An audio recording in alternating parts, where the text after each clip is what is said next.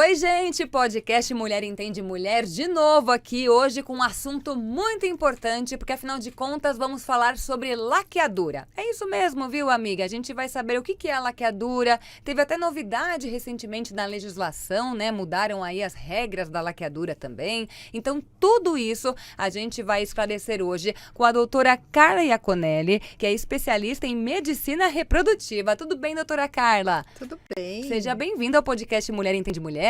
Obrigada pelo convite, pela oportunidade de conversar Boa. aqui com todo mundo. É isso aí, ó. Afinal de contas é um assunto muito importante, né? Tá em pauta aí, muita gente comentando sobre essas mudanças, mas antes da gente entrar na legislação, né, saber aí o que mudou, a questão da laqueadura, o que é a laqueadura para quem, assim, só tem aquela ideia do tipo, é um cortezinho com um nozinho? Basicamente isso. É? Mas explicando melhor, né, detalhando mais, Vamos lá. é o seguinte: para acontecer uma gravidez, naturalmente, precisa haver o encontro do espermatozoide com o óvulo, e esse encontro acontece nas trompas. Então, a gente tem o útero, que é um órgão onde o embrião implanta e o bebê cresce, aí quando chega na hora do parto, o útero contrai e o bebê nasce, né? Isso. Só que o útero, ele tem três, né, comunicações. Tá. Uma comunicação lá embaixo, que é o colo, que é por onde o espermatozoide entra. E duas comunicações, uma do lado e outra do outro, que são as trompas. Uns E bracinhos, os assim, né? bracinhos, as trompas, elas têm 11 centímetros, mais ou menos. Cada uma, tem dos dois lados. E as trompas fazem como uma ponte. Elas conseguem... elas englobam o ovário, porque as trompas têm uma finalização que são como um polvo, sabe? Ela pousa assim como um polvo em cima do ovário. Tá.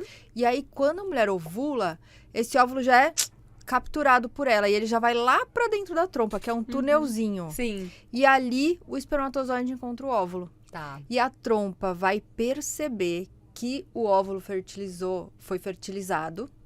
E esse óvulo fertilizado demora 5 dias dentro da trompa para chegar. Então, a trompa, ela é fundamental para acontecer uma gravidez. Sim. Ela é um órgão fundamental. Se a trompa não funciona, não tem gravidez.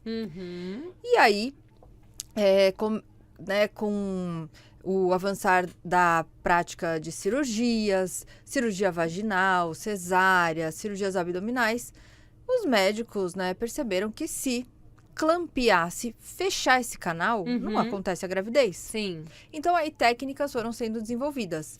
Desde simplesmente amarrar, até separar, amarrar duas pontinhas e separar, deixando, né, as duas partes só que separadas, e a retirada total da trompa. Olha só. Que é a salpingectomia. Nossa, o nome é bem difícil, hein? Retirada das trompas. Então, a laqueadura, quando a gente fala assim em termos gerais, é uma cirurgia que faça com que as suas trompas Não funcionem. Tá? Então não tem toda essa comunicação e a gravidez não acontece, né? Acontece. Justamente para evitar a gravidez, mas lembrando que, né, DST, as doenças sexualmente transmissíveis, né, não tem nada a ver, né? Ou seja, tem que continuar usando o preservativo. Exatamente. Assim, o correto é assim, usar preservativo em todas as relações. Sim. Se você não quiser engravidar. É importante, porque a gente está exposto, né? Então, a partir do momento em que você tem um relacionamento de confiança mútua, né? E você deseja engravidar, você pode deixar de usar. E aí, mesmo com a laqueadura, mesmo se o homem tiver a vasectomia, que é o mais ou menos equivalente, né? Do homem, é importante continuar se protegendo, né? Sim, com certeza. É muito saúde importante, também, saúde. né? Agora, a laqueadura, você explicou, é tão bonitinho, né? O jeito da gravidez, e aí vem também esse procedimento. Comparando com a vasectomia é mais simples, digamos, do que a laqueadura. A laqueadura envolve o quê? Uma internação da mulher? A laqueadura é uma cirurgia. A gente não pode esquecer, às vezes...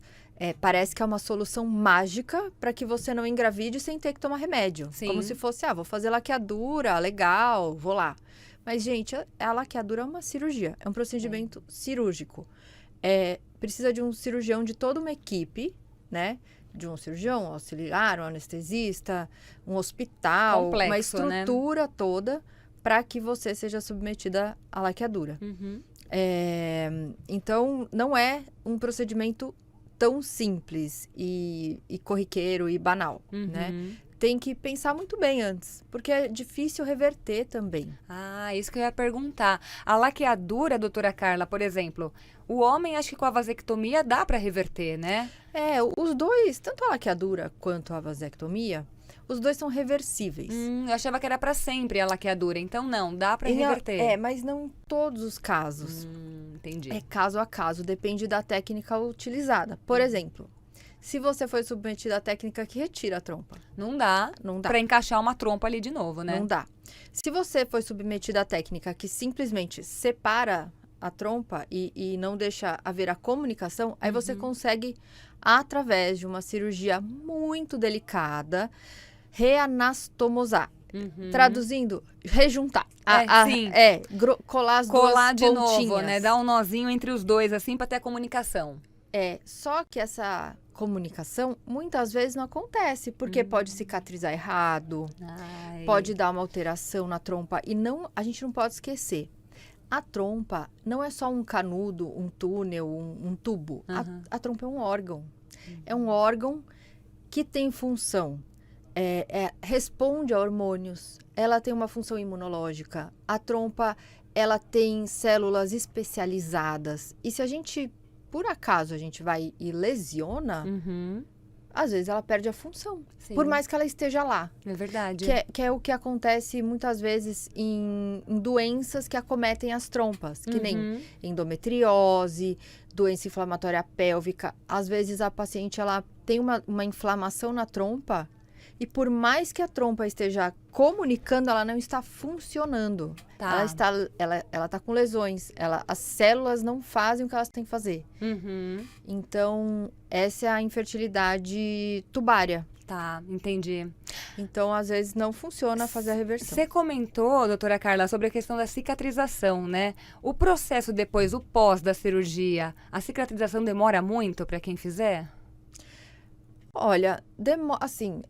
Depende da técnica. Então, se você for operada, fazer a laqueadura por videolaparoscopia, você vai se recuperar mais rápido.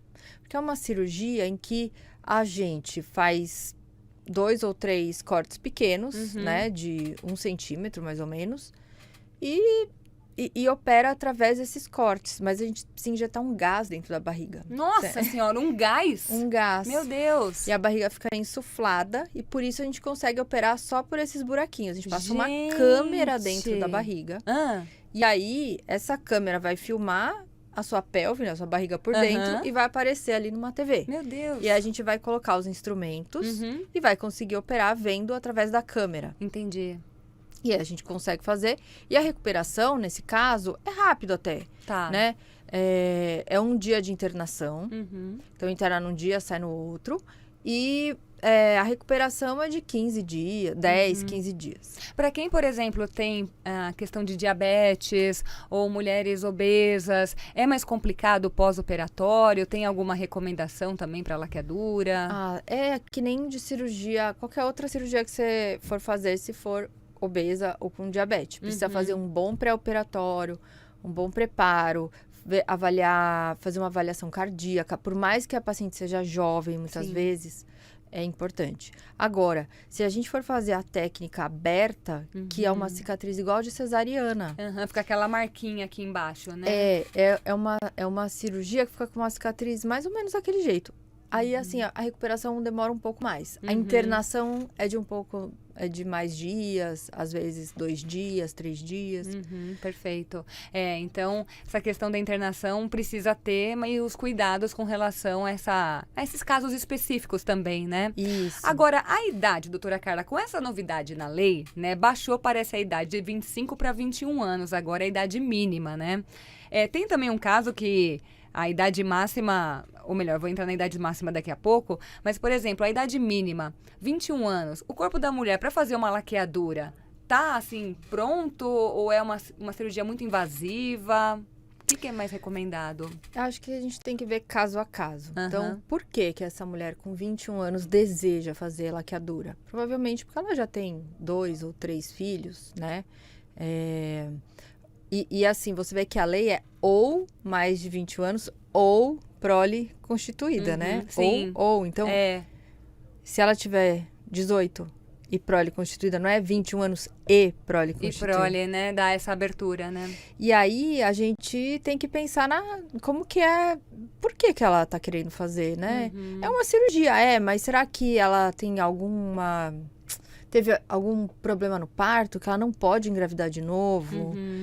A gente não sabe os motivos, Cada né? caso é um caso, né? Cada caso é um caso. Até mesmo na idade máxima, por exemplo. Tem alguma idade máxima que é permitido ou não? Então, enquanto a mulher estiver ovulando, ela pode engravidar. Sim.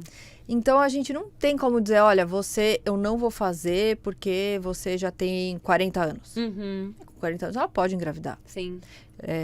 45, né, 46. Pode dar aquela escorregada, né? Pode acontecer. Aham. Claro que essa paciente será orientada, porque existem outros métodos Isso. que não necessitam cirurgia, internação. A gente pode simplesmente usar um DIU, né? Para paciente que, como o caso que você citou, diabética, cardiopata, que é problema cardíaco, né? Que uma cirurgia seria muito arriscada, a gente pode pôr um DIU, que também é um procedimento ambulatorial, né? E o DIU pode ajudar. Também, né? O DIU ele fica há 5 anos. Então, se ela já está no final da vida reprodutiva, por 5 anos ela vai ficar com aquele DIU, depois ela tira. Sim. Mas assim, é aquela questão do poder de escolha da mulher, né? Porque hoje em dia são aí vários métodos, né, que tem. E às vezes você vai numa consulta e aí você fala assim, eu quero fazer a laqueadura. Ela tomou a decisão, assim, demorou pra tomar a decisão e vai querer fazer a laqueadura. Mas parece que os médicos ficam assim, mas você não quer isso, você não quer aquilo. Como é que fica o nosso poder de escolha, hein, doutora Carla? Eu acho que os médicos, eles querem te mostrar que você tem outras opções. Então, antes de tomar uma decisão, quero fazer a laqueadura, quero internar, tomar anestesia, operar, fazer a laqueadura. Ele fala, calma, você já pensou que você pode colocar um DIU? Você já pensou? Então, os médicos, eles têm esse papel. Esse papel de orientar. Mas não assim obrigar. Não. Falar assim, você vai ter que seguir Não, esse, de jeito né? nenhum, de Sim. jeito nenhum. O corpo é da mulher, a decisão é da mulher. Desde que bem informada. Lógico. Porque se ela chegar no médico e falar assim, estou decidida, o médico, ele não sabe de onde veio essa informação dessa decisão.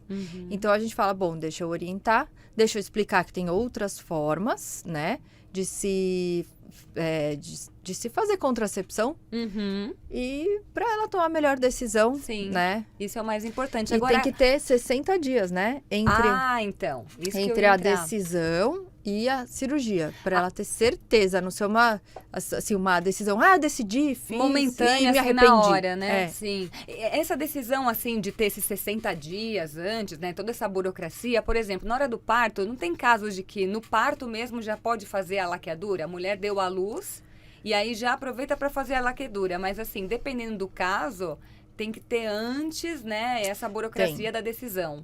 Tem que ter, porque senão a mulher, no momento do parto, ela tá passando por um dos momentos mais emocionantes da vida dela. Sim. Ela tá passando por um momento de alta, assim... Virou a chave daquele tamanho, Exatamente. né? E assim, se ela vira na hora do parto e fala, já faz a laqueadura, porque na cesárea a pessoa tá acordada, Sim. né? Tá acordada, mas não quer dizer que tá num dia normal, assim, não é um dia normal. Nossa, haja emoção, né? Haja emoção. Um turbilhão. Então, não é uma decisão para ser tomada de uma hora para outra. É uma decisão que deve ser pensada, que deve ser estudada.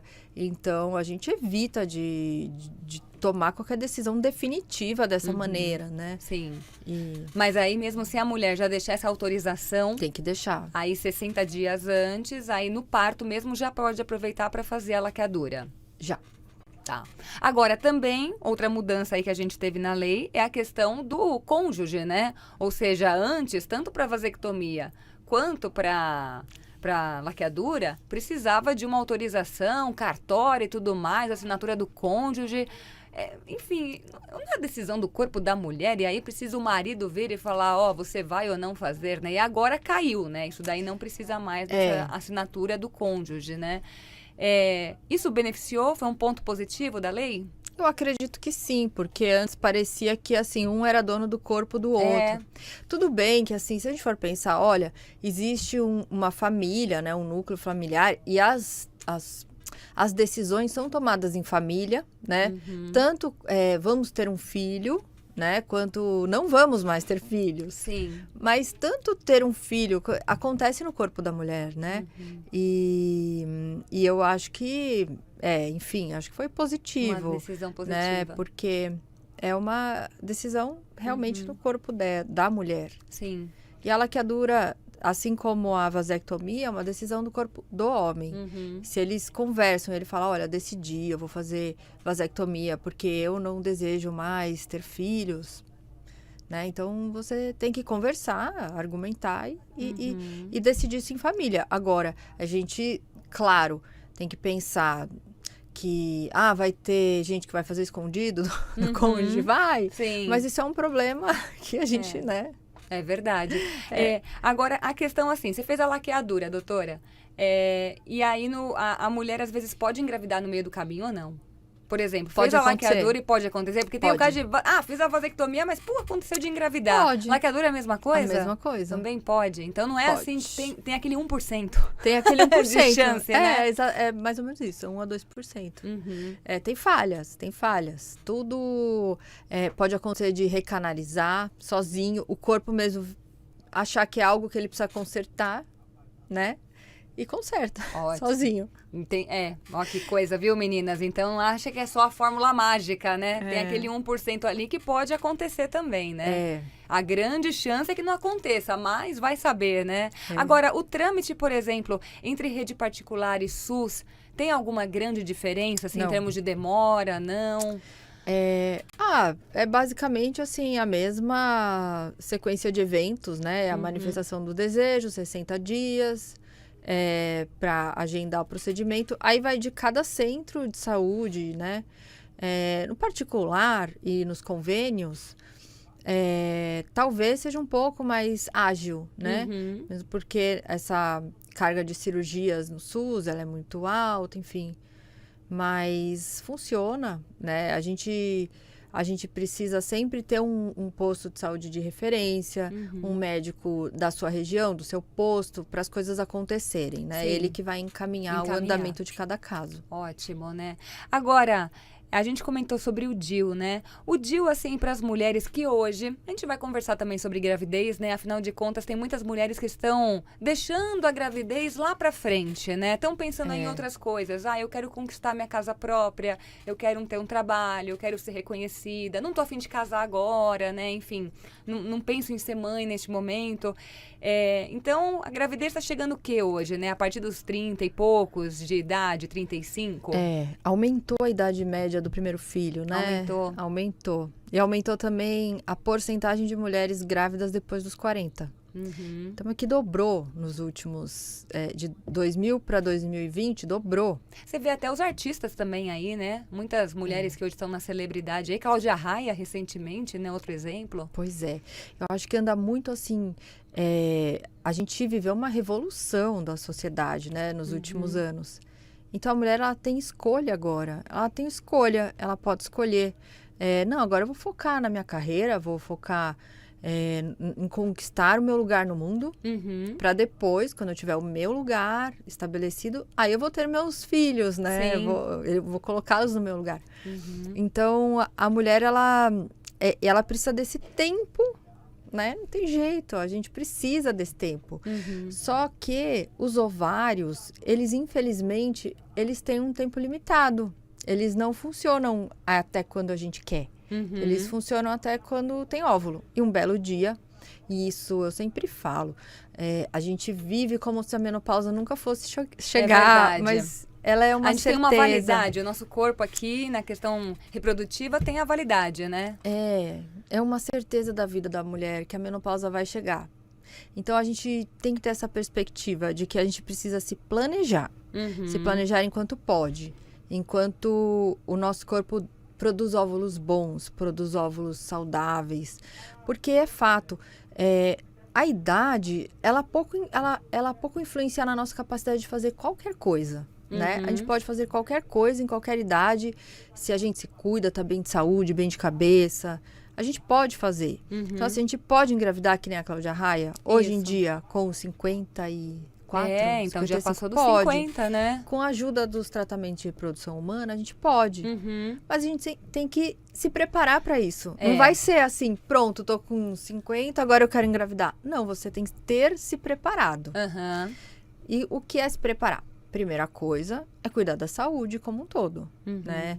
Porque os nossos ovários estão no nosso corpo. Isso. E os nossos óvulos estão nos nossos ovários. Pois é. Se a gente maltrata o nosso corpo, a gente vai maltratar os ovulinhos que... A saúde também fica difícil, né? Imagina que o seu filho vai vir do óvulo. Então, você não pode se alimentar de qualquer maneira, ser sedentário, fumar 2 maços por dia. Os seus óvulos vão sofrer essa consequência. Sim. A gente sabe que o cigarro diminui 3 anos da capacidade reprodutiva da mulher. Então, tem que se cuidar. Não vou ter filho até os 40. Então, se cuida. Então, a primeira coisa, né? Certo. O básico. Segunda coisa, conversa sobre o seu médico, como está a sua reserva ovariana. Se você, até, tipo, como é que eu tô? Então, mas aí é que tá a cereja do bolo. Na hora que você vai no médico, você vai fazer os seus exames de rotina, né? E aí você tá lá querendo engravidar, né? Mas assim, parece que esses exames de rotina, eles não contam a parte que você pega aí da reserva, né? De óvulos.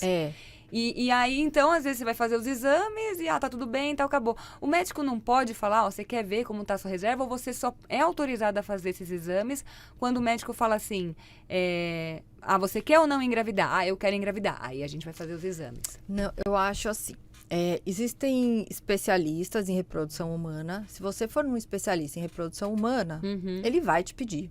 Tá. Você não vai sair de lá sem essa avaliação. Agora, se você vai num ginecologista geral, senta lá e fala, eu vim fazer rotina. Muitas vezes, você vai no médico, ele tem uma agenda com o paciente a cada 20 minutos, cada 30 minutos, e ele vai ver se você tá bem, se você vai ficar bem de um ano para o outro. Ele não entra em questões específicas, apesar de ter, né, de ser uma necessidade, né? A partir dos 30 anos, a gente precisa, como médico, perguntar para a mulher qual é o seu plano reprodutivo. Sim. Qual é o seu planejamento? Como que você vai fazer? Você vai querer ter filho? Sim. E muitas vezes com 30 anos a gente não sabe. Eu passei por isso uma vez em um outro emprego, E às vezes né? fica até brava com o médico. Tá se metendo na minha vida? Então, eu ia falar justamente isso, doutora, porque eu passei por isso uma vez no emprego, aquelas... você faz, como é que é? Exames? Não, sim. Os exames periódicos, né? Sei, Mas assim, sei. é só pra ver se você tá enxergando bem, né? Ouvindo bem, aquelas coisas. E aí o médico, que enfim, não é meu médico, mas assim... Foi perguntando um monte de coisa e falou assim, qual que é a sua idade? Na época eu tava com uns 30. Aí ele falou assim, você pensa em ser mãe? Aí eu pensei, eu penso em ser mãe, né? Estranhei. Aí ele, você já pensou em congelar seus óvulos? Aí eu, o quê? O médico numa empresa me perguntando isso e eu fiquei brava com ele. Falei, que é isso, doutor? Tá falando o quê? Mas aí, conforme vai passando o tempo, você pensa, puxa vida, nunca me toquei isso porque ninguém me deu uma orientação lá atrás, né? E a mulher com 30 anos, ela tá conquistando o mundo, né? Ela tá conquistando o mundo, ela tá pensando em 1000 coisas, às vezes. E a última coisa que ela pensa é em engravidar, parar tudo e ter um bebê. Mas é quando os óvulos dela estão melhores. Sim. Então, assim, se pelo menos a gente conseguir chegar nessa faixa etária de mulheres de 30 anos e explicar, olha, o seu ovário um dia vai acabar. Sim. E se um dia lá na frente você for tentar engravidar e não conseguir, você não tem um backup. Então, tem que pensar como um backup. Sim. Congelar óvulo não quer dizer que você vai ter que usar esses óvulos. Não, você pode muito bem engravidar naturalmente no momento em que você tentar. Mas se não rolar, você tem um backup para tentar. Também não é garantia de que esses óvulos vão virar um bebê. Tá. Né? Porque depende de um parceiro, que a gente vai fazer uma fertilização desses óvulos, vai formar um novo ser que é um embrião, com o material genético dos dois. Então, não dá para também saber o que vai acontecer com eles. Mas que é um acalento é um acalento, sabe? Sim. Você ter eles lá e falar assim, poxa vida, tá lá. Se caso um dia acontece alguma coisa, a gente não sabe o dia de amanhã. Uhum. Se o meu marido falece, se eu me separo, se eu resolvo ter filho com 45, a gente não sabe o dia de amanhã. né? E assim, pensar também em estatística ajuda. Uhum.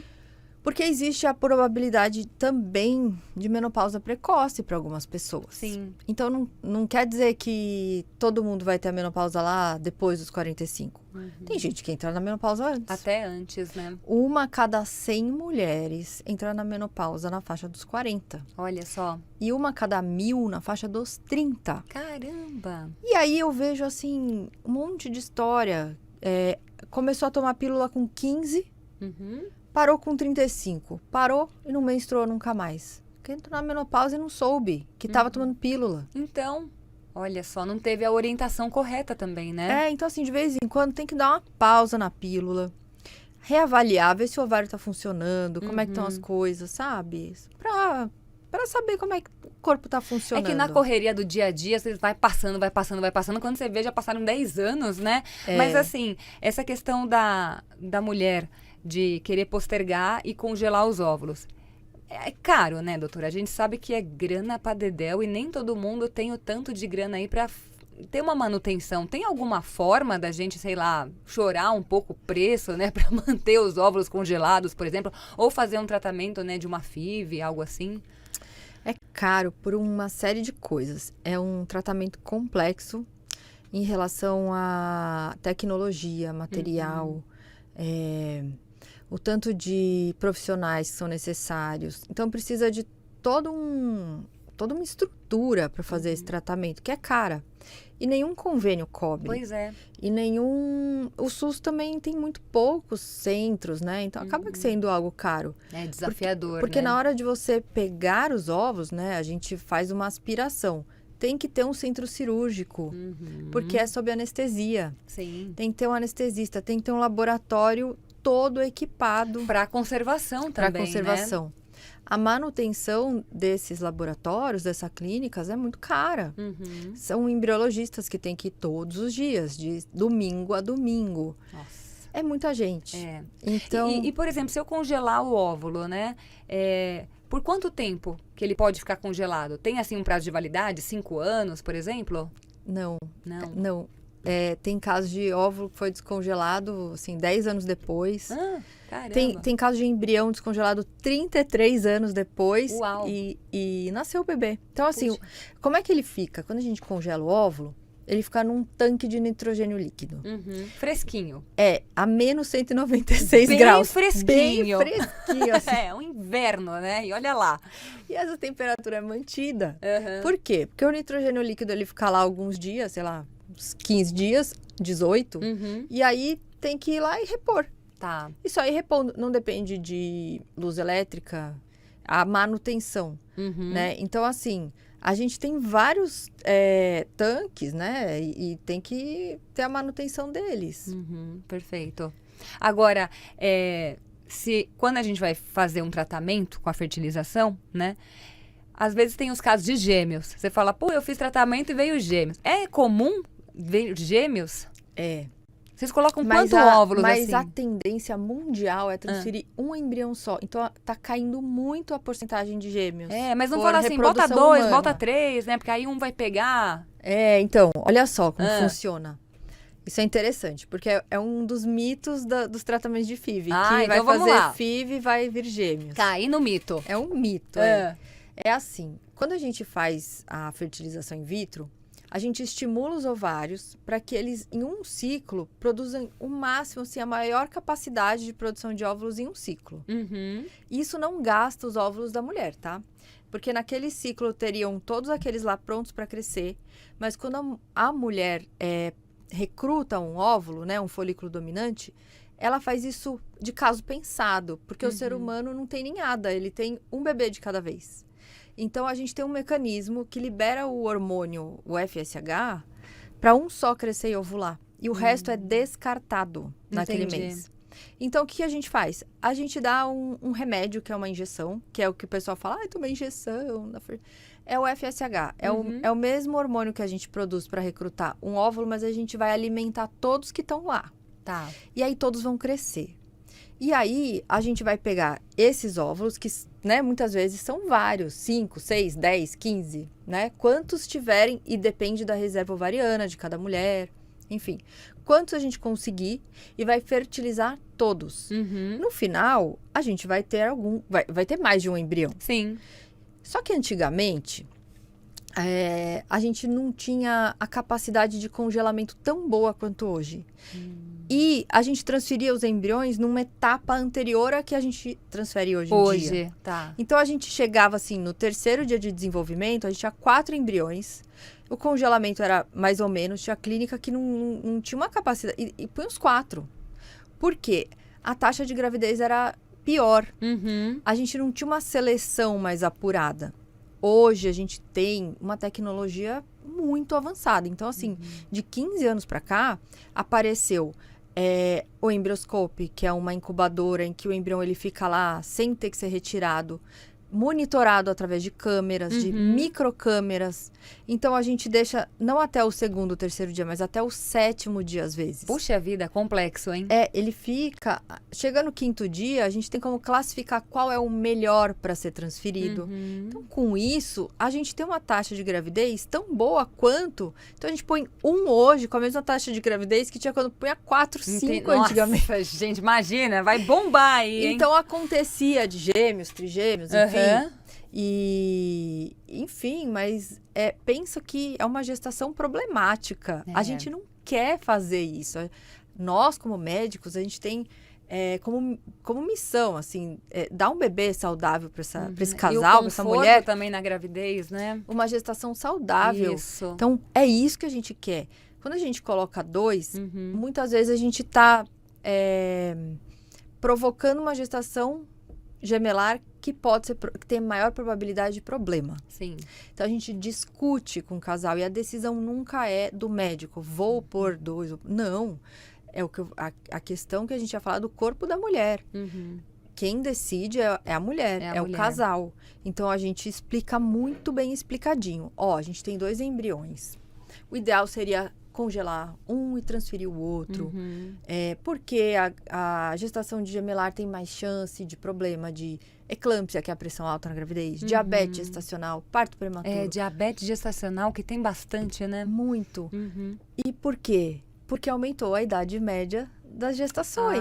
Perfeito. Porque um fator de risco para diabetes gestacional é gestação após os 35. Entendi. Agora, a mulher que esperou, se programou, enfim, teve a parte dela de gestação mais tarde, né? Digamos aí 35 anos para frente, até os 40. Teve a gravidez dela, teve a criança e decidiu aí depois fazer a laqueadura, né?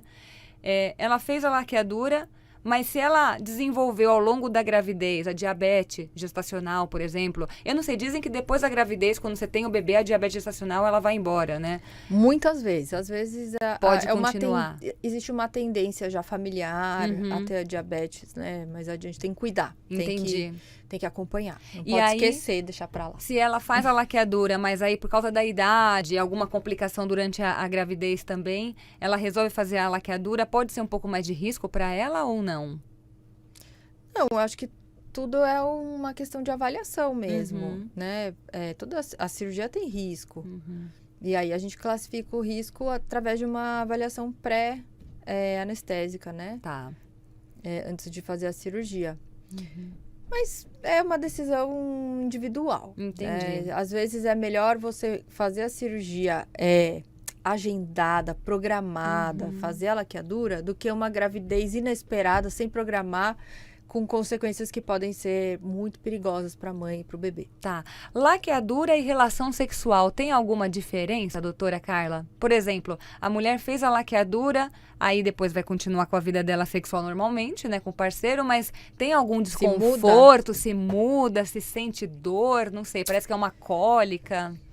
Tem relatos, né, de uma síndrome pós-laqueadura, enfim, tudo depende de como foi feita. Às vezes pode desenvolver um inchaço da trompa, uma hidrossalpinge, se você... Se a trompa não for retirada, né? Ela só teve aquela cortezinho com nó. Pode doer, pode incomodar, né? Pode ser uma consequência aí da cirurgia. Mas não, na maioria das vezes não muda muita coisa. O que pode também, às vezes, é que na hora de fazer a laqueadura, se o médico não for bem delicado, criterioso, ele pode amarrar junto, cortar junto a artéria que irriga o ovário. E aí e pode acontecer sangramento, uma menopausa precoce. Porque é? se o sangue não chega no ovário, o ovário, né, ele diminui muito a função lá, o funcionamento dele.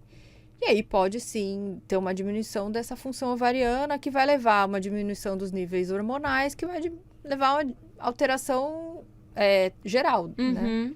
Essa menopausa, bom, a gente vai entrar nela qualquer hora, né? Mas quando acelera assim, a menopausa, é algum risco para a mulher também ou não? Não, a menopausa a gente tem que entender como uma das fases naturais da vida da mulher. Então ela vai acontecer naturalmente com todas as mulheres, não é uma doença, não é... Enfim, ela vai acontecer. O que a gente tem que pensar é que, assim, a queda dos hormônios, ela não é livre de consequências para a saúde. Então, o estrogênio, que é o principal hormônio, né, o estrogênio e a progesterona, que são os principais hormônios produzidos pelos ovários, eles têm funções importantíssimas na manutenção da nossa saúde. Hoje a gente sabe que o estrogênio ele é responsável pela manutenção da sua musculatura, da sua densidade óssea, da distribuição de gordura corporal. Ele também influencia na memória, na cognição. Então, o estrogênio, ele é como se fosse o óleo, né? O azeite. Ele é muito Gostei dessa comparação pra gente. Ele é responsável pelo trofismo da região genital. Então, sem o estrogênio, tem um ressecamento da mucosa. Então, a vagina começa a ficar atrofiada, começa a doer para ter relação. Puxa. A produção de lubrificação fica muito prejudicada.